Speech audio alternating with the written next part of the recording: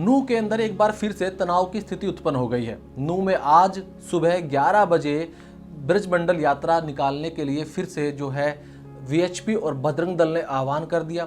हालांकि प्रशासन ने इसकी कोई परमिशन नहीं दी है, लेकिन उसके बावजूद भी ये यात्रा निकलने के लिए प्रस्ताव दे दिया गया है और तैयारियां पूरी हो चुकी हैं और 11 बजे ये शेड्यूल भी रखा गया है कि ये यात्रा होएगी। देखिए, यात्रा होगी या नहीं होगी ये तो दूसरा विषय है, लेकिन नूह में हिंसा होने के बाद हरियाणा का प्रशासन जो है वो बहुत ज़्यादा सतर्क हो गया है। उसने कड़ी व्यवस्था करते हुए किसी भी तरह की हिंसा को रोकने के लिए तमाम प्रबंध कर रखे हैं। साथ ही जो नरलेश्वर महादेव जो मंदिर है उसके अंदर 10 से 12 साधुओं के साथ 15 के आसपास जो है वीएचपी बजरंग के जो लोग हैं उनको भी परमिशन दी गई है कि आप जाकर वहां पर जलाभिषेक कर सकते हैं। क्योंकि आज जो है सावन का अंतिम सोमवार है, इसको लेके वीएचपी जो है काफ़ी ज़्यादा फ्रंट फुट पर दिखाई दे रही है और कह रही है कि हम यात्रा करेंगे। अब यात्रा से जुड़े कुछ अपडेट्स देख लीजिए कि क्या क्या अपडेट्स हैं। तो सबसे पहले तो प्रशासन ने पैरामिलिट्री फोर्स को भी वहां पर तैनात किया है। पुलिस बल तो है ही वहां पर। जिले की सभी सीमाओं को सील कर दिया गया है।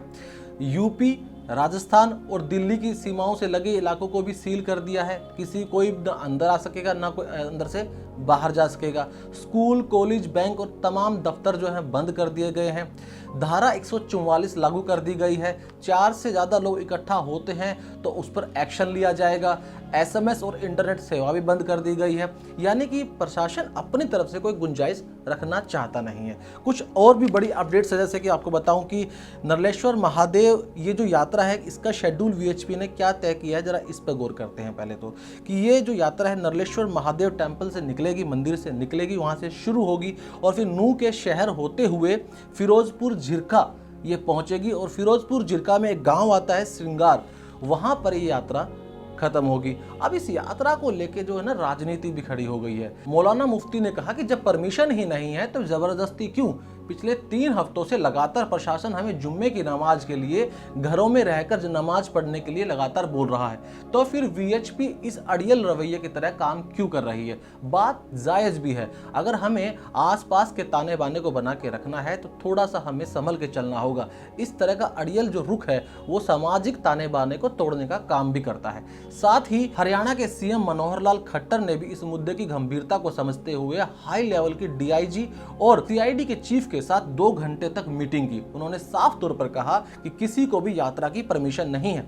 वहीं हरियाणा के गृह मंत्री अनिल विज ने भी कहा कि सरकार पूरी तरीके से तैयार है, किसी भी अप्रिय घटना को वो नहीं होने देंगे। पैरामिलिट्री वहां मौजूद है, पुलिस बल वहां मौजूद है, तमाम जो है व्यवस्थाएं हमने कर ली हैं। जिले की सीमाओं को हमने सील कर दिया है और किसी तरह की भी यात्रा की परमिशन नहीं है। धारा 144 वहां लागू कर दी गई है।